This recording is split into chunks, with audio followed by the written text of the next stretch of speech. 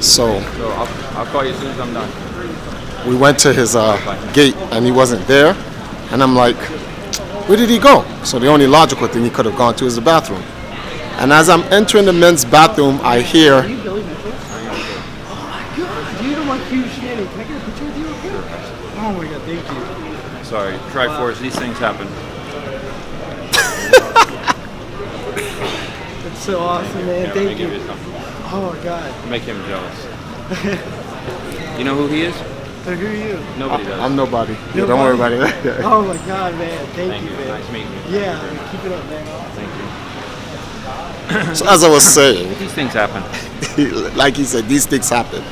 So as I was saying, I go into the bathroom like he's probably in the bathroom. As I get to the men's bathroom, I didn't get inside yet. I hear waka waka waka waka waka waka. I'm like, yeah. I go inside. Pac-Man ringtone. It's his Pac-Man ringtone, and he's on the phone with Joe West. So anyway, guys, we're going to get back to the game and we'll start this interview shortly. So we'll see you in a bit. Hey guys, so here we are in the most unlikely place. We're actually at the Atlanta airport in the Delta section. And I caught up with Billy, as you guys already know. It's not unlikely. Every time you fly into Atlanta, you go to the airport. Yeah. It's pretty likely. Pretty much. So, but I told you guys that I wanted to catch up with Billy and I wanted to talk to something to Billy about because it has a lot to do with your history. So, Nintendo just announced their competitive platform called Nintendo Versus, and this is it's kind of great because it's like the successor to the Nintendo World Championships. And one of the things I wanted to go over with you, because a lot of people don't know, especially the younger generation and Nintendo gamers all over, that you were one of 16 to 19 superstars of competitive gaming, which we now know as eSports. And one of those games was a Nintendo game that you were great at, which is obviously Donkey Kong. And I wanted you to share with everyone, you know, that experience, what it was like to play in that competitive era of the arcades with Nintendo games, with Namco games, with William games, and so forth. In those earliest of days, I called Nintendo. I said, gee, you know, what's the world record on this? World record? We don't know anything about world record. What's the highest score? Lady goes, oh, we don't know about that. She goes, maybe like 150,000. And I said, well, I just got 287. And she yells into the office, this guy on the phone got 287,000 on Donkey Kong. Wow, I hear from the crowd. And I thought, wow, that's kind of lame. And I go, but who keeps track of scores?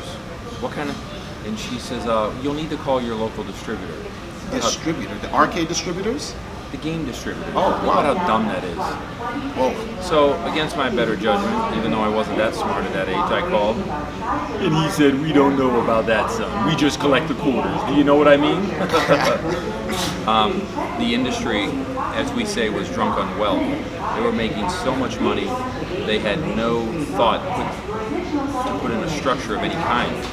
And so the fact of the matter is, I called Nintendo a few times to report things.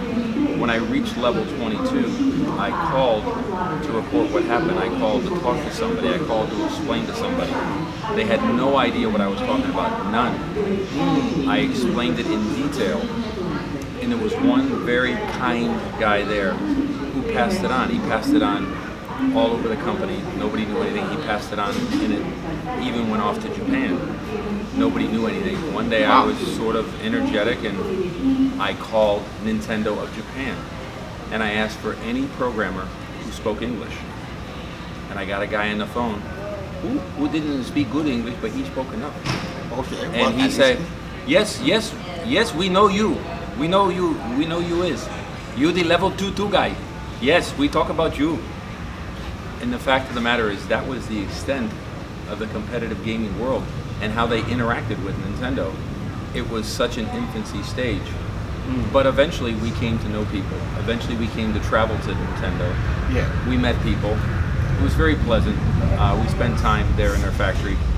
And it was an interaction, it was pleasant. But Nintendo at that point had not embraced the idea of competition, of organization. there was very little recognition from anybody in the industry of players and their achievements.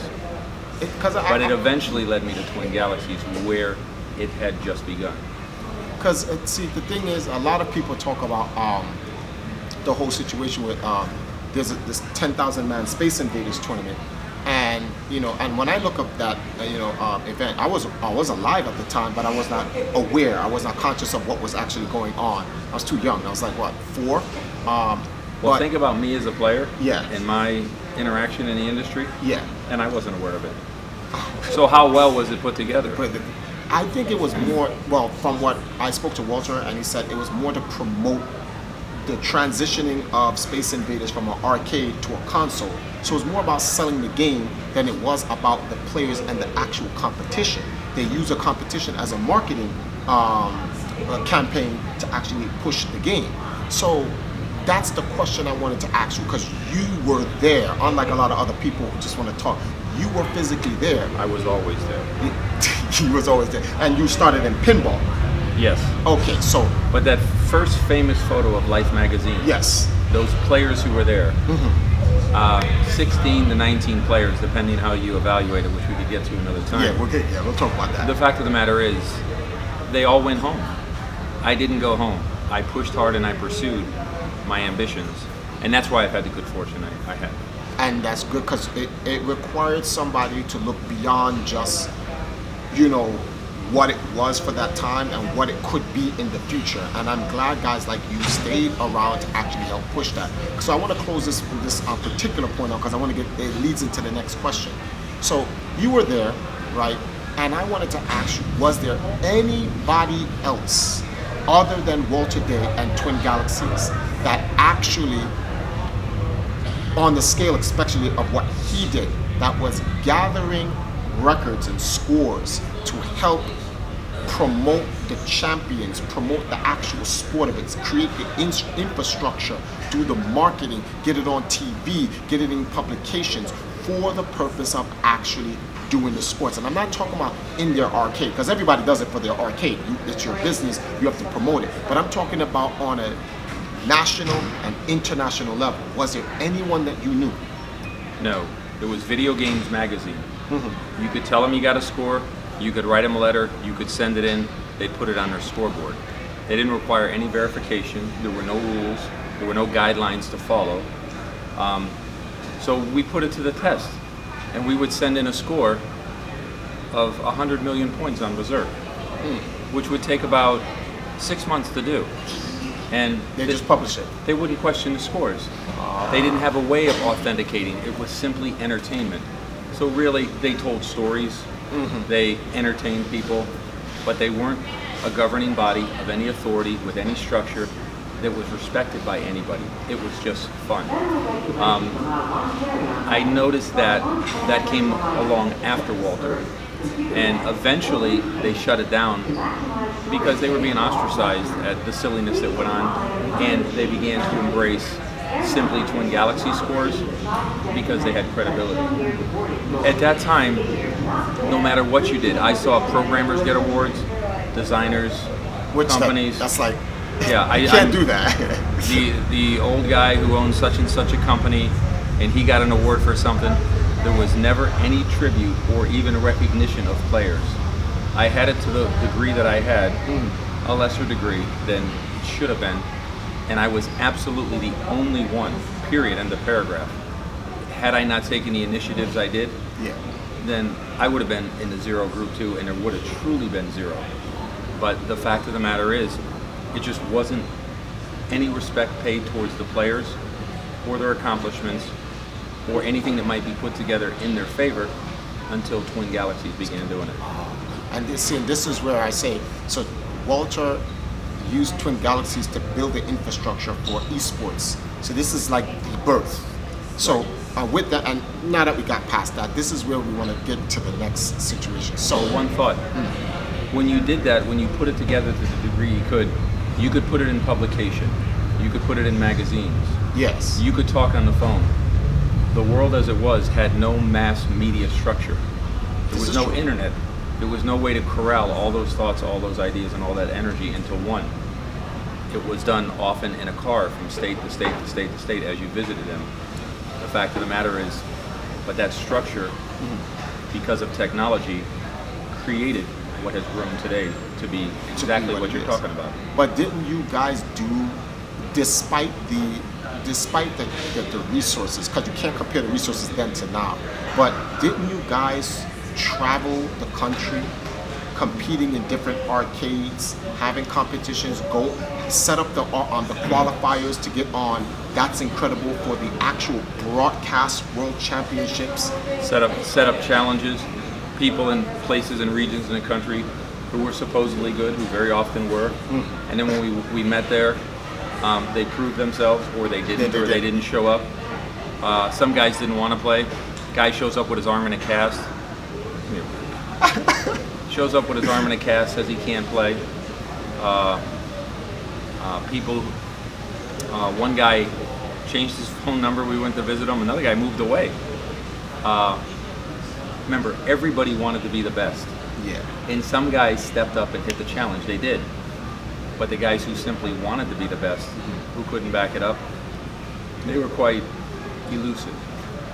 Which would make sense because they don't want to be put on the spot. Because back then, when you send in scores to a magazine, no one can verify. So it's very easy to. It's like today's internet warriors. They're behind the screen. Right. So those guys were behind a piece of paper, a letter. But Walter, they created the infrastructure. Was like, no, you're gonna have to come out here and show us what you say you can do. All right. So that leads into the next question. And when they didn't, we traveled to them. Oh. And they happened to have broken arms, or they happened to move away, or they changed their phone numbers. Or something, they were out of cold, or they just couldn't compete. They said they couldn't get off work to meet with us, even though we had traveled to their town. We offered prize monies, bounties.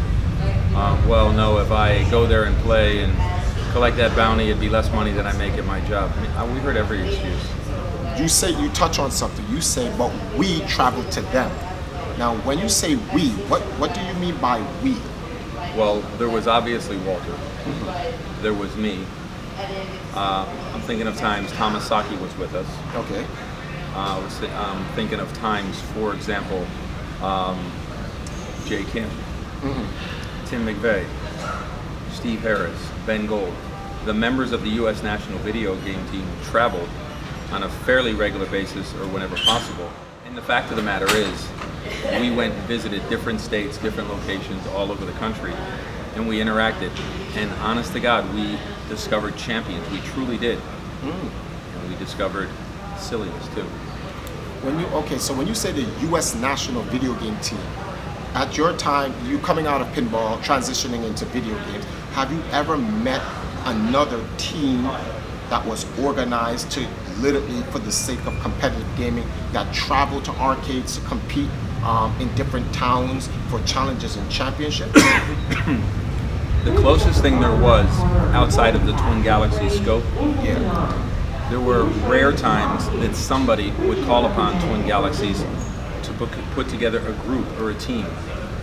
For example, Twin Galaxies organized California versus North Carolina. Two teams that competed on one weekend to see what state won. California. Okay, so there was state. Again, organized by Twin Galaxies, but to go further, there was the Electronic Circus. Jim Riley put together an electronic circus that would visit many cities over a year. It was the most ridiculous thing in the world, but he wanted to create a team. So he came to Ottumwa, he visited, the mayor was there, the governor was there, there were different people from the manufacturers, American Gaming Manufacturers Association, AGMA.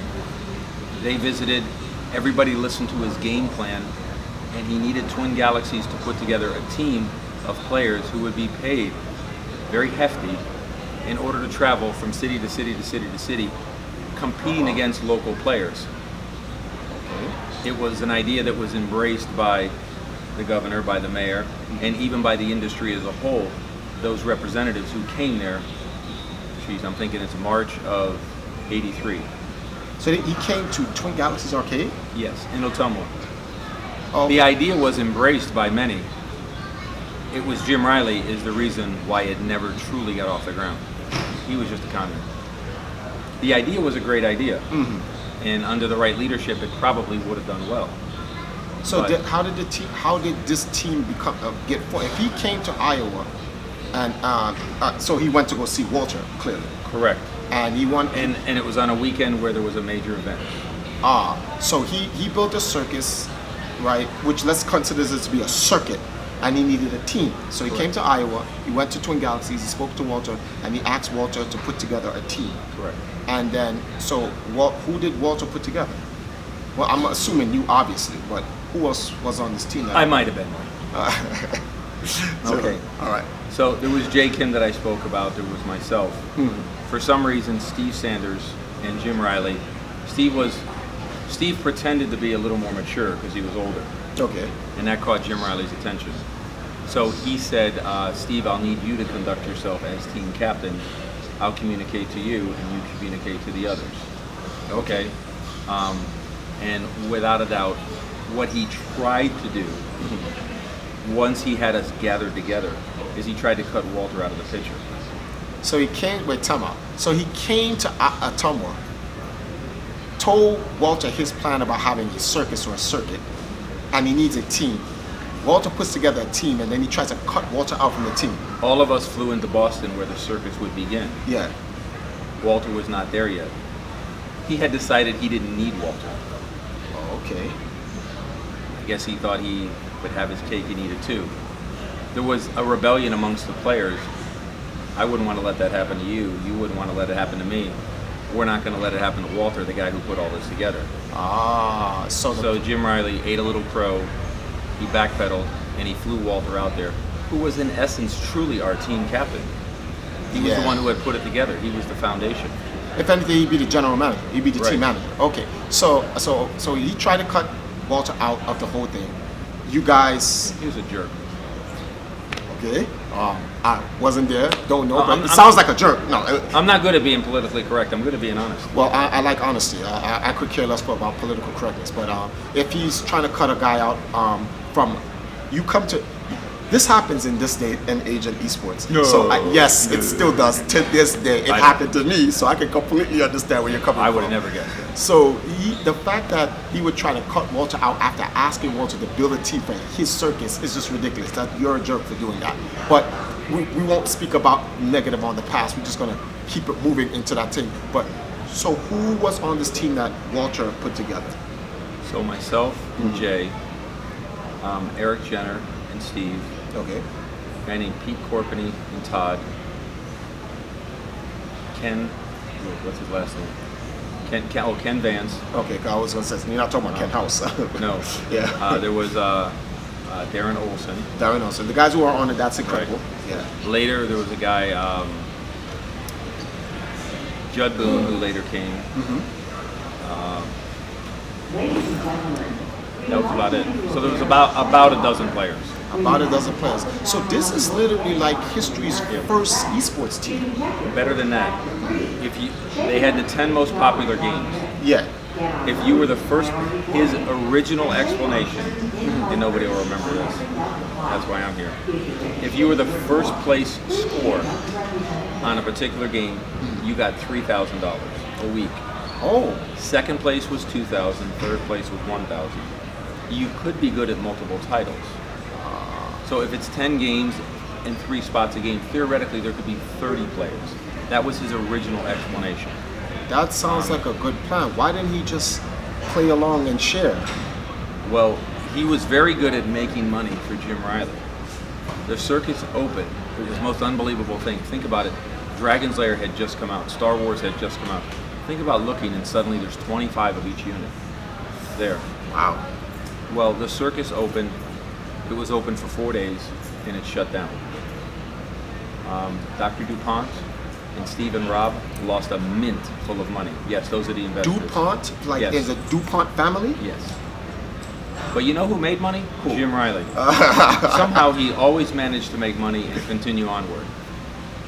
Wow. So- That's DuPont? DuPont. Dr. DuPont was his name. Dr. DuPont. That's crazy. Now the team the song that was popular at the time, of course you wouldn't remember this, Which song was this? was from a group called Men at Work.